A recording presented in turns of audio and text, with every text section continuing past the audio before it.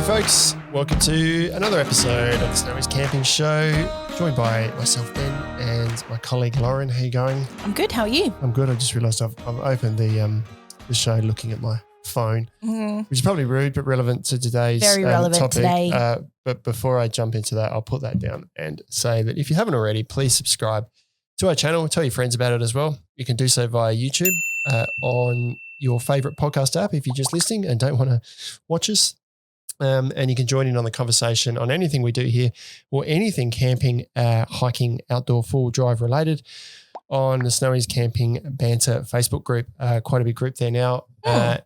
Lots of advice and posts and questions and all sorts. Tricks, and it's a great community. So today, going back to why it's relevant that I'm staring at my phone, it's not because I'm addicted to the screen. We're talking about apps for camping and outdoors today. Yeah. It's been very requested. A lot. People are like, can you do an episode on apps? Can you do an episode on apps? You spend a lot of time on the phone with our customers. Yeah. And you said to me today, I actually thought we did an episode on this. We've got a blog article on it. We talked about it. We have done an episode on how to find a great campsite. And in that one, we talked about some apps that are available because obviously there are some that help you to find a great campsite. And then we've also had, I think in maybe one or two Q&A episodes, someone's just sort of asked a question. So we have sort of touched on it, but we haven't had a dedicated episode relating to apps. Yeah. So you've listed a heap here and even just the 5 minutes since we came in, because I, as usual, did no preparation prior to coming into this episode. You're just busy, bro. But I looked at my phone and went, I've got this one, and this one, and I've since downloaded 2 apps since sitting here as well. So that's why I was staring at my screen. So I'm sure that there'll be a good conversation on the Facebook group, because I'm sure there's apps out there that people use that are better than ones. We kind of get used to using an app and used to the interface, and then it's really hard to make a change, but sometimes there's something better. The grass is a little bit greener just around the corner. And sometimes there can be multiple apps that do the same thing, and it just comes down to usability and which one works for you, or even aesthetics, which one you like more. Like it's just what your focus is. So kicking off on one that you can pretty much use anywhere, whether you're traveling abroad or urban based as well, and that's Petrol Spy, which gives real-time fuel costs and service station locations. Yes. I was going to look this up, but I assume this is community-based. It is community-based, prices, Yep, and there's another one called Fuel Map Australia, which is also crowdsourced, although with Fuel Map I know for sure that Western Australia, New South Wales and Queensland have government-provided data to Fuel Map Australia. But Petrol Spy is really great because it is crowdsourced ultimately, and it's the one I use, so I can talk about that more. Anybody who uses another fuel app can probably also jump in and give some more information. But you can determine what fuel you're looking for, diesel, 91, there's even whatever the ethanol blend or whatever it's called diesel, AdBlue, EDF, biodiesel's even on there. A bunch of different options there. And then you can also select your retailer as well if you want BP or Caltex or whatever. So it just gives you some options there, and it can also show you can order it by the cheapest and whatever. I don't know. I just find it's quite helpful, especially in this day and age, obviously, when the economy is making everyone consider things a little bit more. Cheapest fuel near us at the moment is, what does it say how many kilometres away it is? Yeah. And you can also navigate to there within the app and stuff like that. If you hit navigate, it will take you there, direct you there and things, which is good if you're traveling and you're not familiar with the area and you don't want to sort of jump in and out of Apple Maps or Google Maps or whatever else you're using. So I'm looking at it now. You can report price errors, submit prices. Navigate. So. And the thing I also like about this is that because it is crowdsourced, if you contribute, you actually go in the draw to win a fuel voucher.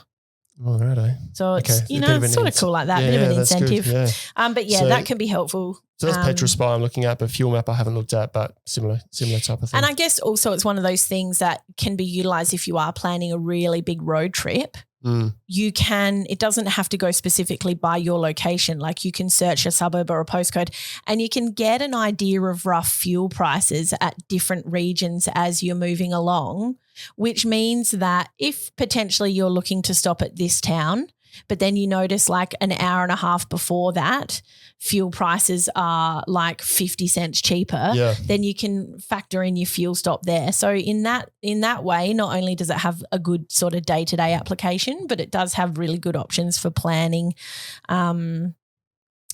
as well. It's quite daunting when you scan out and you realise how many petrol stations there are. Yeah, And this is Adelaide, so imagine the biggest city, Sydney. I know. So the next one is weather apps. Now, the two that I know of the most are like Weatherzone and BOM. And I use BOM just because it's like government data and I just like the interface and I've always just used that. And I like the rain radar and I don't know, it's just simple for me. Yep. But I have friends who use Weatherzone and they love that. And it's interesting though because often Weatherzone will have different data to what BOM has. Yeah. And so she'll be like, oh, let's go down on Saturday. It's going to be this. And I'll be like, no, it's not. It's going to be this. And she's like, well, my weather app. And I'm like, well, my weather app.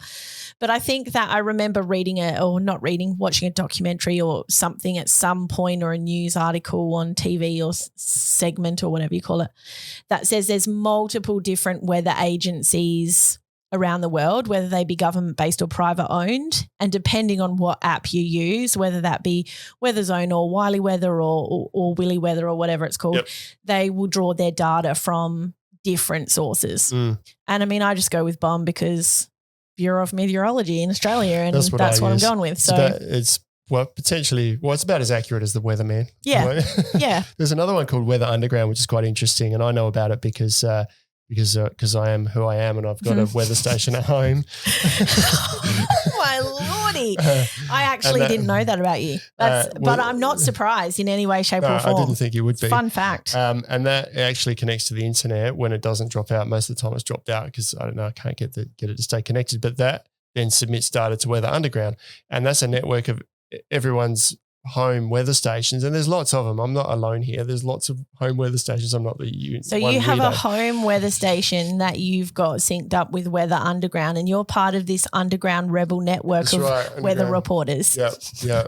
The black market of BOM. But it's actually really good because it shows me inside and outside. It's got an internal temperature and external temperature and the wind and how many minutes. It's actually, see, you like it now. Yeah. And you go out and buy one. I don't know if I would, but it's still cool. My wife bought it for me for my birthday one year and I was just mucking around. Well. She goes, oh, you do this. We've lost you to your weather station. We've lost you to the underground weather community. But this is so the data on there is made up of data submitted from all of these weather stations from people's homes. Yeah. And then they put that together. Yeah, I love that. I think in terms of user interface, if you're just looking for temperature, tides, rain radar, then I use the BOM app. Just generic ones. Yeah. Next one, a little bit similar to the fuel maps we were talking about, but Gas Finder, which lists gas refills and swaps. And I reckon, I haven't looked at it for a while, but I reckon it's got prices on it as well. Same thing, community-based pricing that's submitted by users. Yep. And that's also national. And I think potentially, things like gas swaps and refills and potentially fuel as well, they might be filter features within larger camping apps as well. Yeah. But sometimes I find that those larger camping apps will rely on the same sort of server database as those designated apps and sort of pull the same data. So yeah, there could the Gas Finder refills and swaps app I find is probably the most common one, the one that gets raised the most or flagged the most amongst customers. Although interestingly, the app ratings weren't super great, but yet people still talk about it all the time. So who knows? Read into what people say about the app rating. Sometimes the expectations are well over and above what the app said they delivered in the first place. Yeah, that's true. Next one. Who did the last one? I can't remember. I'll just do the next one. But Caravan Helper, which helps find dump points around Australia. So if you're touring and you just want an app to help you quickly find somewhere where you can empty your caravan dump point. What do you call it? The cassette for your toilet. Yep. This is going to help you. Now, once again, as you mentioned before, this is a filter feature. I know WikiCamps. WikiCamps and some of the other ones, yeah. Yeah, you can filter that out on the one app there, but this one's purely dedicated to dump points. Is there a benefit, do you think, to this one over something like WikiCamps? Potentially you might get more,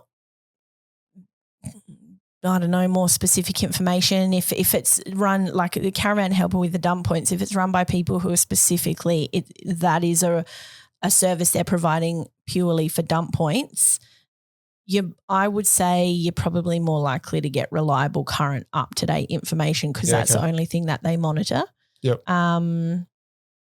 But again, it's just one of those things. If you're like, oh man, I just really want to know where a dump point is, then maybe you just download that app. You don't necessarily go and get another one which might have a subscriber fee or a larger cost because that it has that particular feature. Maybe you just want dump points. Yeah. Okay. Cool. I'm going to jump in and put navigation apps. Now, I haven't really listed a huge amount of navigation apps, but I did want to mention Hema because obviously we sell Hema Maps and Hema does do a navigation app. Now, apparently the investment is pretty steep initially, but it's fantastic and it's also available offline and it can often replace any sort of hard copy versions of maps or navigations that you might have with Hema as well. Yeah, okay. I haven't played with the Hema Maps app, but I haven't either, but we get lots of really positive feedback from people who've made the investment. And the Hema Maps themselves, the paper maps, I've used them for many, many years. They're great maps. So to have that in an app, I can understand why you're paying for that, but what you get in return is clearly going to be well thought out and worth the money because of the effort that Hema go into their maps, and you get that digitally wherever you're traveling. Yeah, I haven't physically used it, but I have, as I said, I have looked into it a lot, and it does look like a very high quality offering. Yeah, okay. You've mentioned AllTrails here as well. Now, I got AllTrails mixed up with another one called Avenza Maps. Oh, Avenza. Yeah, you were telling me about Avenza Maps. I did download Avenza Maps at some point and I was like, meh. No, yeah, okay. So I haven't actually used AllTrails much. I feel like AllTrails is also a crowdsourcing app basically, where it's like, the reason why I find it good is if I am going somewhere whether that be for a weekend or a week, and I think we do mostly out in the middle of nowhere. It's not like we're going to caravan parks and things like that. So often I'm sort of thinking, if we're going to this campsite, what's there available to do that's nature-based around that? Because we're obviously not going to big towns and things like that. And sometimes AllTrails can be really good because you might have a national park or some reserve or something like that nearby, and there might be walking trails in there. But then when you go to AllTrails, it can give you a whole list of the walking trails, both the ones that are designated by, national parks or the conservation park or whatever, but then also ones that other people in the community have done. And that might be a walk that they've made up themselves, combining different fire tracks or walking tracks and different sorts of lengths. And I just find sometimes it's a really cool way to explore things a bit differently to potentially how you would usually. So does this and Avenza Maps, what I liked about Avenza Maps was you could download a map from a national park site and it would work with Avenza Maps to kind of overlay your position on the national parks map. I haven't used it for a while, but that's how it was working a few years ago when I used it. And it was great when I went for a bushwalk with the kids. And when I reckon we just go cross country, I'm pretty sure the campsite's over there, and we just kept walking and walking, going, it's all good. I'm pretty sure I know where we are. And then I ended up thinking, maybe we're going the wrong direction. So I didn't have a map. And I downloaded Avenza Maps and I overlaid the PDF that I had and was able to work out that I was on the right direction, just miscalculated the distance. So I quite like Avenza Maps for that respect. Does AllTrails, I think, actually locates you as well on the map? It can. Yep, absolutely. You can use it for navigating and stuff as well. So I do have that on here, but I haven't actually used that one for navigating. But AllTrails and Avenza Maps are both really cool. Avenza Maps, I've got a heap of like PDFs from national parks in there. You open that up and it can overlay your position. Which is really helpful. So, yeah. National parks apps. Now, I've just sort of put that in generically because I know New South Wales have their national parks have an app. South Australia has a parks app. Queensland have a parks app. My Ranger. I'm sure the other states and territories would also have their own app. But obviously that's just a comprehensive app about that national park. You have access to campgrounds, PDF map downloads, park updates, things that are going on within the actual park, sites, just anything you really need to know. I'm pretty sure you can also, in the South Australian one, book your parks pass and book your camping sites and things like that. Whereas usually for me, I would have to, in the past, just jump onto the internet and get that all sorted. And I just think, like most people probably, the times where you're actually sitting down in front of a computer is getting less and less. Yep. And whether you use Safari or Google Chrome or whatever you're using to browse the internet on your phone, even though sites might have a mobile version, it's not always super user-friendly. So having an app which is specifically designed for mobile use can make it a lot easier to do things than going through a website on your mobile phone. I'll take a step back and ask a question because that raises an interesting point about using it offline as well. And I recall that's why I liked Avenza Maps, that I could download a PDF while I was in range and then it would still use the GPS to kind of navigate with that while I didn't have any connection. Yeah. Is AllTrails like that as well? Do you need it? To be honest, I'm not 100% sure. Okay. Because I haven't ever used it where I didn't have phone reception. Okay. But like you said, that you're raising an interesting point there about whether or not something can be used offline, because that might be an important consideration for you, and whether or not that's because you will be out of mobile service range, or it might just be because you want to chuck your phone on airplane mode and you don't want to be disturbed in your holiday, but you still want to be able to functionally use apps. Yeah, okay. And I mean, a lot of phones these days, I don't have an Apple, so I don't know how Apples work anymore. I used to be an Apple person, but I'm not now. But like you could use your like I could use my phone, for example, put it on airplane mode, but activate location over the top of airplane mode or things like that. So you can still have your location services available but not necessarily be bothered by phone calls or, things like that. Yeah. Check them out. I do remember I like Avenza for that reason. You can go download the PDF and then I think you had to get the PDF from on Avenza and then it would somehow know whereabouts that is geographically. But you're right in that location settings in terms of whether or not your internal GPS is activated on your mobile phone versus having an app that requires active mobile data to use it. When you're talking about a phone's offline capability, you're talking about whether or not you can download content from that app to be able to view when you're not using your mobile service, which is different to location. Yeah. So GPS location works without mobile data. Yep. So good consideration there. Didn't I see you scribble some other apps down? I did this over the page. Oh, is it? Okay, cool. Yeah, which is more around so we'll get to it. So campsite finding apps. These are probably the most popular apps out there. WikiCamps is I'd say WikiCamps is probably the largest one. And the thing that's good with WikiCamps is that you can use it on your mobile phone, on a tablet and on your desktop computer. So it's not just specifically a mobile phone app. I find it to be really user-friendly. You can do trip planning. And I also find that from a user experience, the actual volume of filters that you can use, and that can be points of interest, day stops, overnight camps, caravan parks, campgrounds, like you can really, really nail it down. And then if you're looking at caravan parks or campsites or those sorts of things, you can also then within those determine which ones have toilets, which ones allow pets, which ones. So you can really, really drill it down. Yep. And that's what I like about WikiCamps. I've used that heaps. And I don't know what the fees are at the moment, but you pay like $7.99, I reckon it is. It's a one-off fee. Yeah. Yep. Okay. It used to be 12, I reckon, but whatever it is ridiculously cheap. Could be wrong though. How long? That's when I bought it. And I mean, that's when I got the app. I reckon it's a little bit more when I paid for it. But whatever the case, it's not a big fee for what you get out of it. Yeah, correct. As it was when I bought it, it's a lifetime fee. So you've always got that. And I use that heaps when I've travelled long distance. It was independently owned and now it's owned by. Oh, that's right. A bigger organisation. I want to say Go Parks what's it called?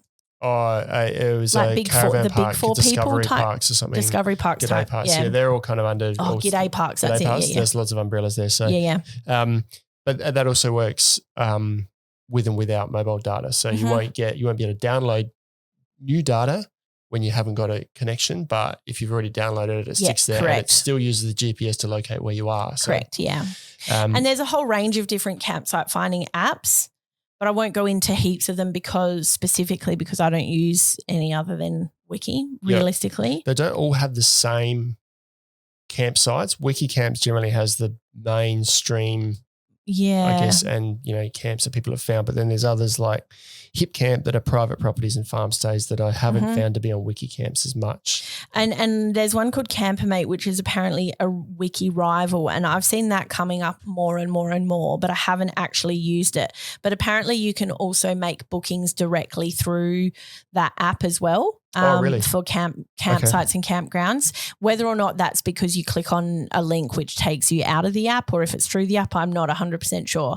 Mind you, though, I also need to preface this with I haven't actually used WikiCamps for probably about a year. Mm-hmm. Yeah. So there could be other updates and things for that app that I'm not 100% across. But whether that, WikiCamps, CampMate, Camps Australia, like Camps Australia is a really one. Big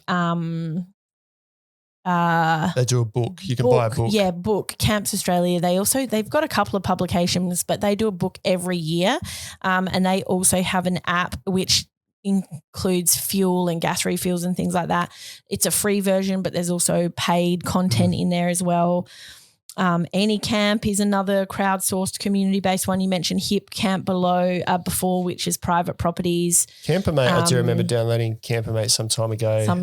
But it might have been fairly new and it didn't have the same extent of camps that WikiCamps had, so it's probably developed a fair bit since then. Yeah, and Farm Stay is another one that you can go and stay on private property and have more of an experience where you're included in the day-to-day with the farm as well. Whereas I think HipCamp's more just I have a private property and I have all this space, come and camp. I found on HipCamp quite often they're advertising they've listed places that you need to be self-sufficient. A lot of the places I've found need to be self-sufficient. As in fully pack in, pack out. So they've said, here's a paddock or a heap of space on our property. Yep. You Don't can come dig and stay holes here. To do a poop. Take pack your, in, pack bring out, your everything. Portaloo. Yep. So you need to be a bit prepared for that. Yeah. So I guess it's up to you how much you want to use. I downloaded about 4 when I did a big trip, and then I ended up just using 1 because it just got overwhelming with the amount of choices. And sometimes I just want to use this one and know I'm going to get a campsite. But if you do like to do your research, then download a heap of them, compare them side by side. I've often done heaps of research and been like, yep, this app's for me, and then downloaded it and was like, actually no, and uninstalled it pretty much straight away. You got to give them a try. Yeah. Some apps around safety, Beachsafe, apps for coastal camping. That's a surf life saving app, which I should have on my phone because I'm part of Surf Life Saving. It'll give you based on your location, like a list of all the local beaches, which ones are patrolled, which ones are considered safe beaches, where, RIPS conditions, where safety flags are, things like that, which whether or not you're coastal camping or you're camping somewhere regional where you want to go and take a day trip to the beach, it's really helpful, especially if you're not familiar with the area. They don't actually list campsites, though, do they? No. It's just for beaches and find somewhere safe to swim. Right. Yeah. Yep. Which I think is really important because, I don't know how long ago it was now, maybe a month or two. Phillip Island, I think there was a family and 4 members drowned on a camping trip because they went down and camped on Phillip Island. I think it was Phillip Island. Correct me if I'm wrong, but or something along those lines where they were down there. They were camping for a long weekend. They were swimming. Got into trouble. People tried to save it, and there was literally like 4 or 5 people. And so I think in that instance, it's potentially worth having, because when you do go camping in different areas and you go to visit different beaches, just because you might be like I've grown up with the beach, like I go to the beach all the time, and same with you, but that doesn't necessarily mean that when I go to a beach on the other side of the Eyre Peninsula that it's going to be as predictable. And I know, I like to think that I'm smart enough to know, but it's just a good fail-safe, especially if you've got kids with you and you just want to be 100%. It's just going to tell you what beaches are safe and what aren't. The beach doesn't always might appear safe, but it's not until you get in the water that you realise you're in trouble. And if you're not familiar, not a strong swimmer, not familiar with beaches and rips and swell and that sort of thing, then just check it out before you swim. Yep, give you some peace of mind. Yep. This is quite a good one. National Public Toilet Map. I think I've got that on my phone. Mainly, I only downloaded it when I got kids because my daughter's like, I need to go to the toilet. I need to go now. And you can't always hold it. Yeah, that's right. And even if you sort of, like we went out and did a Flinders Ranges trip not too long ago, and you just go into the local town and you're having a bit of a walk around, and someone's like, oh, I'm busting. And then it's like, you're in town, but where's the nearest sort of park? And it's good. It's handy. Here we go. I do have it. So it's a government. I think it's also got accessibility and things like that as well, which is good. Like if it's got changing facilities or a disabled toilet or all sorts, it's pretty good. So they've got the Great Dunny Hunt on at the moment. I've just opened the app on my phone. Oh, is that where they're crowdsourcing toilet locations? Yeah, they're on the hunt for feedback. So we should premise that there is a date attached to this. So we're in early April. Well, what's the date today? I don't know. Like 10th or 11th of April. We're partway through April 2024. When we're recording. And you can win a $500 voucher if you submit information on Dunnies and take part in the Great Dunny Hunt. So Dunny, Aussie, isn't it's it? disappeared now. Yeah. I think they called them Dunny Hunters or something. Anyway, moving on. First aid app. What have we covered? Rogue, underground, weather hunters and dunny hunters in this episode. That's right. Yeah. First aid app. It's just Red Cross. Really helpful, I reckon, just to have on hand. Even if you do know first aid, and I don't have it on my app, so I should, and I do know first aid, but I think quite often if something happens and you're remote, there's that whole panic thing, and you've got to stay calm in any situation. You've got to stay calm. Having an app like this sometimes can just give you something to refer to. This has happened. What's the first aid measure for this? It's like having a first aid handbook on your phone. Yeah. So grab that because it could be life-saving, and you don't necessarily know every potential thing that can happen while you're out for kids, and it can just give you a bit of peace of mind that it's okay, don't panic. Here's the measures to take and when to call for help, all those sort of things. Absolutely. This is where I noted a few extras. Bushfire Bushfire.io, live updates on bushfires. And another one that's really useful that I think everyone should have on their phone, I think it's integrated with other apps as well, but it's called What 3 Words. It's an emergency app, and if you're stuck somewhere. Well, it's not just emergency, right? Because I downloaded it one time when I was at WOMAD in Adelaide because, there was huge crowds and you're like, oh, yeah, I'm here. I'm left of the stage. And they're like, where? So then you use What 3 Words so your friends can literally find you, and that's not emergency. What, is it meter by meter? Like it breaks the entire world down into square meters. Yeah, and each square meter has 3 words attached to it. Yep. So if someone says, oh, where are you? And you use What 3 Words, you can send those 3 words for your square meter. And then the person punches that into their What 3 Words app, and the app will navigate you straight to the square meter that you're on. Yeah. Okay. And it can be a little bit more because it works via the breaking the world up as opposed to your active location per se. Yep. It's not like you're relying on a phone that might be bouncing around because it's having trouble, being really specific about your location, because it just takes you to that square meter. Yeah, it's pretty cool. So I'm just having a look now. I'm going to go to Adelaide, go to the middle of Victoria Square. I click on a square, and if someone wants to find me there, I'm in deeply yappy lovely. Correct. So then if you were to send me that and I punch that into my What 3 Words app, then it would just navigate me directly to the square meter that you're standing on. And I can share it directly from the app. I can navigate to that as well. So if someone sends it to me, I can navigate to there. Really beneficial from a emergency point of view, because if you need to contact emergency services, and I assume this would work offline as well, because it would be because it's not GPS.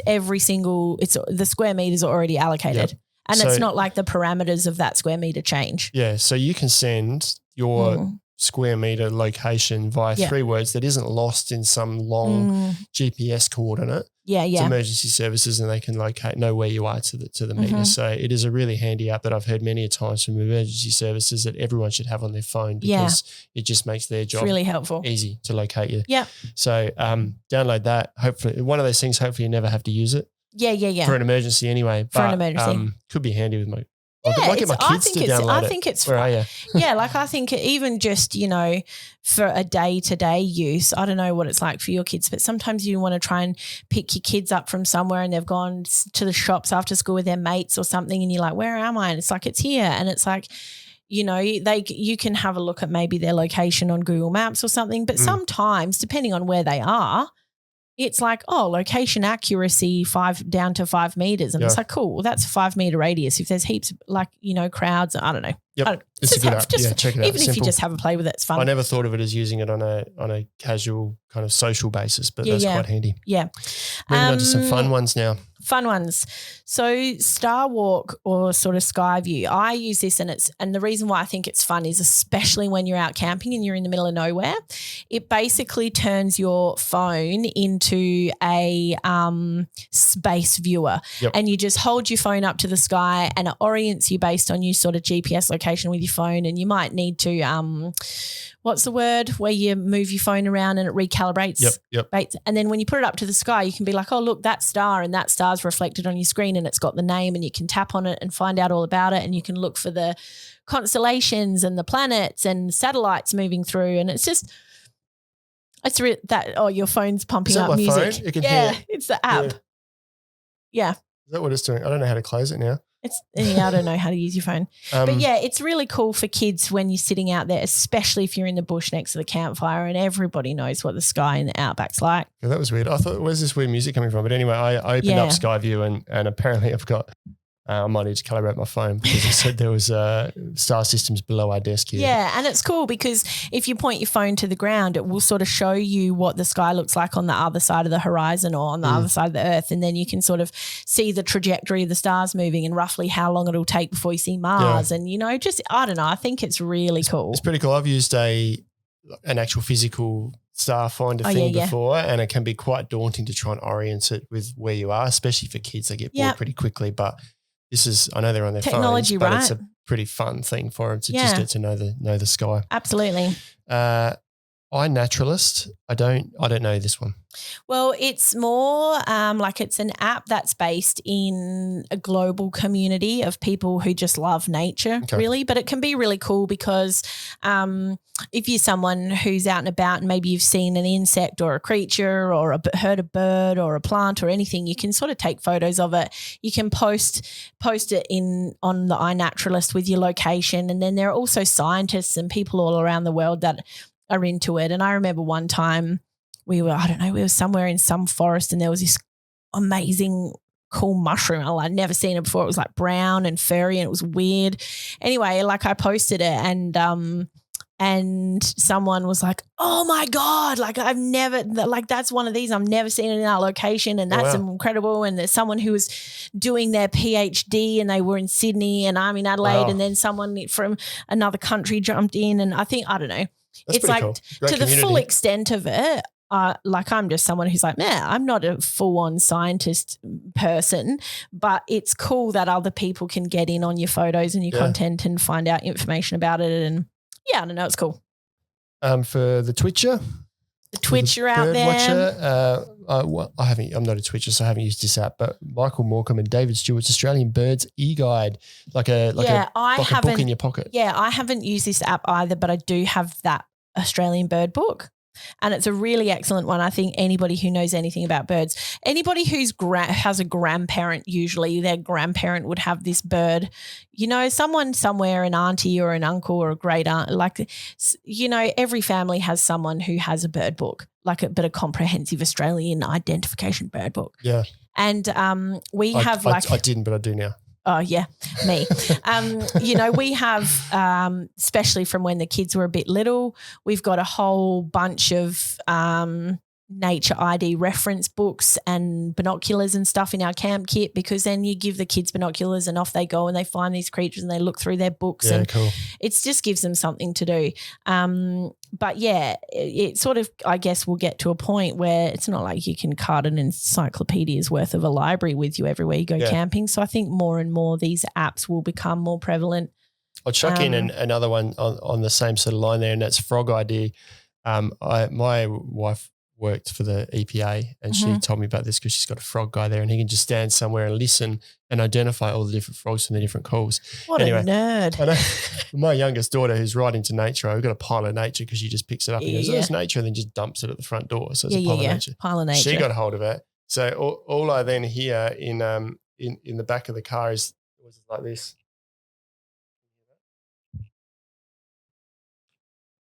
No? Where is it? I can hear it, but where is it coming from? I'm trying to make it be. This is really riveting watching for those who It's riveting watching. I have taken my phone. I have. There we go. So that is the sound of a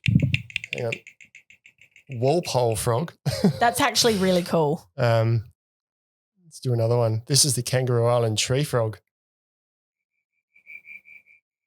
That's cool. So anyway. What I want to know though, is that like a Shazam of tree frogs? Like can the app record a sound and then tell you what it is? Oh, good question. Is a record button here? Yes. Right. That must be what it is. I'm not going to pretend to make a frog noise. Go on. No.